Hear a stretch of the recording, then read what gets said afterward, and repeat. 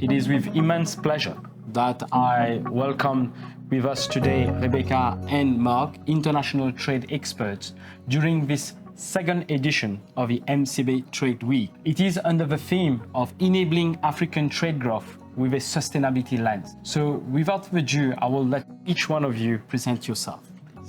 Rebecca. My name is Rebecca Harding. I'm an international trade economist and expert. I spend a lot of my time working with financial organisations, small and medium-sized companies, and also governments to promote sustainable trade.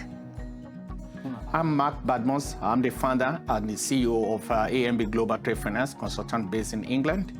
We provide bespoke trade finance solutions to African corporate and financial institutions. I am an ex-banker. I've worked with top global banks across the regions, and it's always a pleasure to be part of the success of the MCB Trade Week. I'm happy to be here. During this Trade Week, we're going to talk a lot about African trade, but also about economic development, how economic development is bringing benefits. And this is where, for us, we want to promote African trade. So tell us, Rebecca, what are the key trends with respect to trade? So trade at the moment is really driven by four things. The big mega trends affecting trade: geopolitics. The World Trade Organization is talking about trade fragmentation.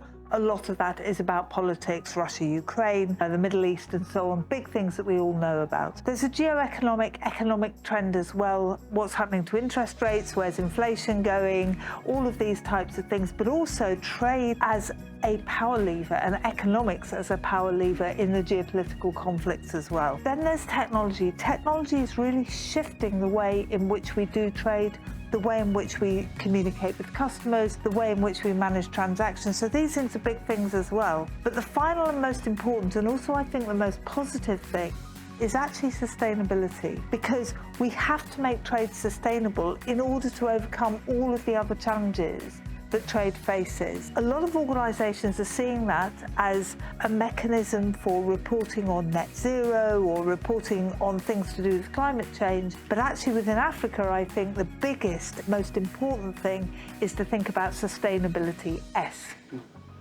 Thank you, Rebecca. So Mark, how do you reconcile what Rebecca is saying us on sustainability and economic development, what we want to push with respect to African trade? What Rebecca have just said resonate with African at a crossroad, whereby they have to talk about the development and at the same time having sustainability lenses. So all the geopolitical issues, the technology issues, all this, if you add it together, what we have seen in terms of our African perspective is that the cost of financing trade has gone up because the geopolitical risks have escalated the interest rate. And, unfortunately, most African economies are dollarized. So when the Americans sneeze, everybody cash cold, because even within Africa, for instance, Mauritius selling to Uganda, the invoice will be in dollar, not in Uganda shillings or Mauritius rupees. So which is a major issue. Then on the sustainability aspect of it, because we know that impacting people's lives in Africa is what we are interested in when it comes to sustainability, not on the carbon net zero mission that my colleague Rebecca have just mentioned. It goes beyond that. When it comes to Africa, sustainability is how does it impact the life of people.